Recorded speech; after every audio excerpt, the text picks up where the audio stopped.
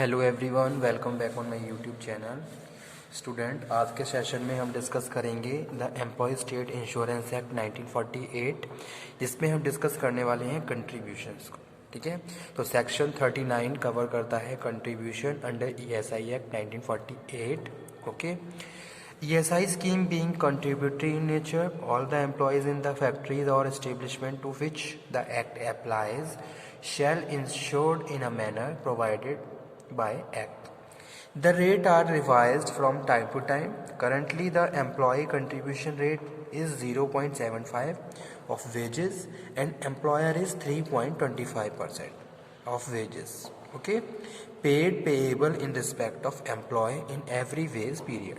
तो जो employ contribution rate है वो क्या है, 0.75 है, और जो एम्प्लॉयर कंट्रीब्यूशन रेट है वो 3.25% है। ओके, तो ये चीज़ आप प्रॉपरली रीड कर लीजिए, अंडरस्टैंड कर लीजिए। Contribution rate you have to no.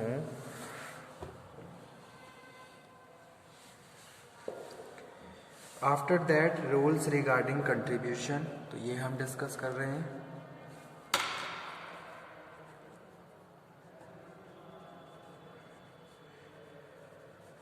Rules regarding contribution, कौन कौन से रूल्स हैं? The rules regarding contribution are as, first one is who is to make contribution, who is to make contribution.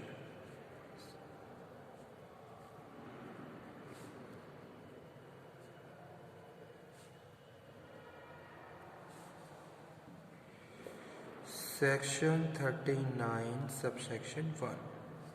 Okay, the contribution is to made by the both employer and employee, यानी कि जो employer और employ दोनों ही क्या है, contribution करते हैं under ESI act 1948। Okay, तो जो रूल्स हैं दोनों के लिए हैं, चाहे हम एम्प्लॉय की बात करें, जैसे कि सपोज मैं किसी ऑर्गेनाइजेशन में, किसी एस्टेब्लिशमेंट में जॉब कर रहा हूँ, तो मैं भी कंट्रीब्यूशन के लिए लायबल हूँ, और मैं जिसकी कंपनी में काम कर रहा हूँ, यानी कि जो भी मेरा एम्प्लॉयर है वो भी लायबल है कंट्रीब्यूशन के लिए अंडर ESI एक्ट 1948। सेकेंड है rate of contribution. Rate of contribution, section 39 subsection 2. The contribution shall be the rate of prescribed by the central government. जो भी सेंट्रल गवर्नमेंट रेट प्रिस्क्राइब करती है उसी के हिसाब से कंट्रीब्यूशन होता है। और सेकंड थिंग इसमें ये भी है, the rate are revise from time to time, यानी कि टाइम टू टाइम जो कंट्रीब्यूशन रेट है वो रिवाइज भी होता रहता है। ठीक है, जैसा कि मैंने अभी प्रेजेंट बताया कि जो प्रेजेंट में जो कंट्रीब्यूशन रेट है वो 0.75 एम्प्लॉई और 3.25 एम्प्लॉयर का है। ठीक है, उसके बाद जो थर्ड रूल है वो क्या है student, unit of contribution. Unit of contribution, section 39 subsection 3. Okay, the wage period in relation to an employee shall be the unit in respect of which contribution shall be payable under this act. ठीक है, तो यहाँ पे हम बात कर रहे हैं unit of contribution. The wage period in relation to an employ shall be in the unit in respect of which all contribution shall be payable under the act, यानी कि यूनिट ऑफ कंट्रीब्यूशन में हम बात कर रहे हैं veg period की।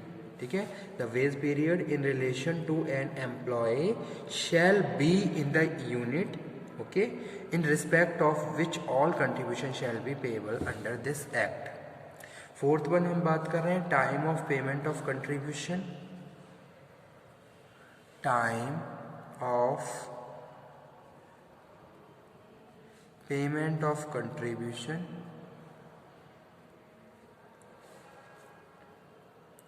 section 39 subsection 4. Okay, the contribution payable in respect of each week shall ordinarily fall due to on the last day of the week, where an employee is employed for the part of the week or its employee under two or more employer during the same week. The contribution shall fall due to the such days in prescribed specify. अब यहाँ पे हम monthly भी बात कर रहे हैं, ठीक है, कि भाई मंथली कंट्रीब्यूशन किया जाता है। जैसे जैसे रूल रिवाइज हो जाते हैं, जैसे कि कुछ प्रायर रूल थे और कुछ न्यू रूल्स हैं, तो जो भी प्रोविज़न है, जो भी अमेंडमेंट है, उसके हिसाब से कंट्रीब्यूशन किया जाता है। ओके, तो वो टाइम पीरियड होता है, टाइम पेमेंट होता है कंट्रीब्यूशन का। Okay, after that next one है 5th नंबर पे हम यहाँ बात कर रहे हैं। The rule is who is liable to pay, who is liable to pay, section 40 में आता है ये rule. The principal employer is bound to pay, okay, and employ, यानी कि जो एम्प्लॉयर एम्प्लॉय दोनों लाइबल हैं pay for the payment of the contribution. So that's why we are saying the principal employer is bound to pay in respect of every employ whether directly employed by him by the immediate employer, okay, both the employer contribution and the employee contribution, okay, तो दोनों क्या है, liable हैं, चाहे वो किस employ कैसे भी हायर किया गया हो, by self by immediate employer, तो वो लाइबल हैं। उसके बाद 6 नंबर पे जो रूल है वो है interest on delay payment of contribution. Interest on delay, अगर किसी में डिले हो जाता है तो उसमें कितना इंटरेस्ट हमें देना पड़ता है, पेमेंट ऑफ कंट्रीब्यूशन।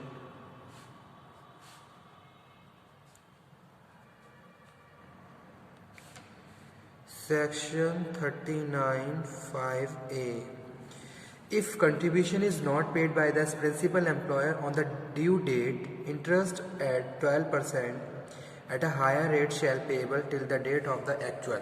लेकिन अभी कुछ चेंजेस हो चुके हैं, आप उसके हिसाब से इंटरेस्ट रेट फॉलो करेंगे, वो आपको मैं बता दूंगा। यानी कि अगर मेन जो इसका रूल ये है कि भाई जो ड्यू डेट है अगर उसके हिसाब से कोई डिले हो जाती है तो आपको क्या करना है, इंटरेस्ट रेट के हिसाब से पेमेंट करना है। ओके,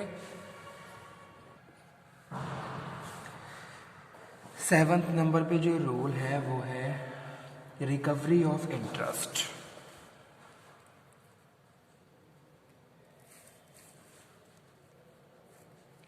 ये रूल्स आप याद रखिए, एग्जाम के पॉइंट ऑफ व्यू से इंपॉर्टेंट टॉपिक है। Contribution, rules regarding contribution, recovery of interest, section 39(5)(b), ठीक है।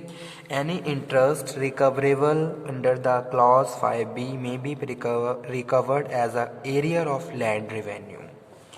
रूल्स नंबर 8, यानी कि रिकवरी ऑफ इंटरेस्ट का प्रोविज़न है जहां एरियर की बात की गई है, ठीक है। Principal employer right to be reimbursement,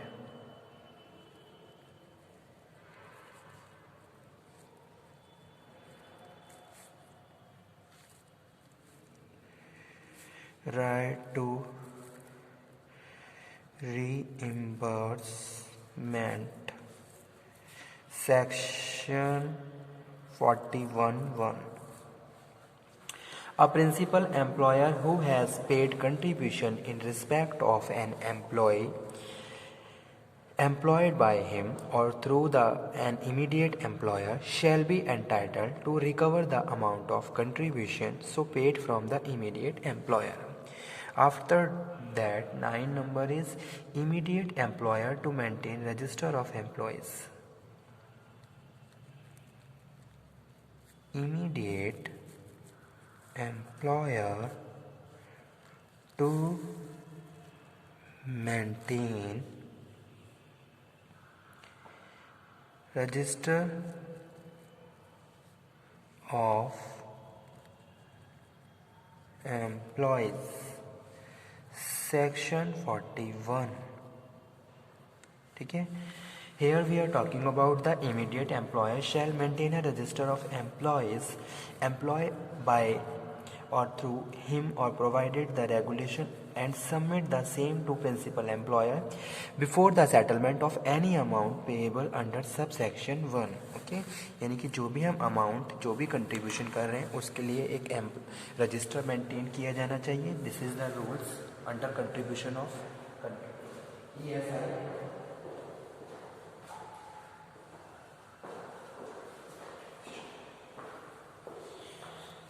After that, next one is immediate employer right to be reimbursement.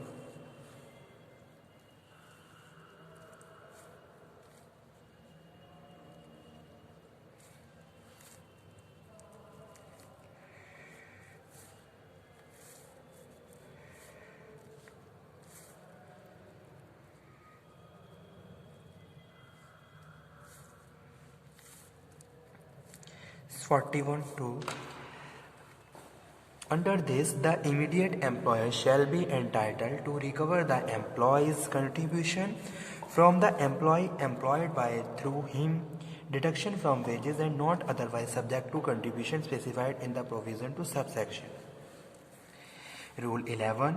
Certain employees not to contribute. Certain employees not to contribute. Section याद रखिए, section is important, all sections are important under rules. An employee whose average daily wages during a wage period are below the wage as prescribed the central government are not required to make any contribution. ठीक है, तो यहाँ पे जो हम बात कर रहे हैं certain employees not to be contribute. ठीक है, तो एम्प्लॉयज़ के बारे में बात कर रहे हैं. तो यहाँ हम कह रहे हैं an employ whose average daily wages during a wage period are below. ठीक है, यानी कि वेज क्या है उसका कम है. द वेजेस प्रिस्क्राइब, जो भी वेज प्रिस्क्राइब किया है सेंट्रल गवर्नमेंट ने, in that case he is not liable to contribute under ESI. Okay, so required to make any contribution at present employees whose average daily wages जो भी prescribe है उसके हिसाब से अगर बिलो है तो ही is not liable. After that, 12. Method of payment. Method of payment. Okay. Section 43. The corporation may make regulation for any matter relating to the incidental to the payment or collection of contribution payable under the Act. It may provide for manner at time of the payment of contribution. The payment of contribution by means adhesive or other stamps, the date which evidence of the payment, okay, record of contribution paid and benefits distributed, the issue, sales, production and inspection of record its replacement. ठीक है, these are the some rules. Next the remaining rules we will discuss in our next video lecture. Okay, thank you very much.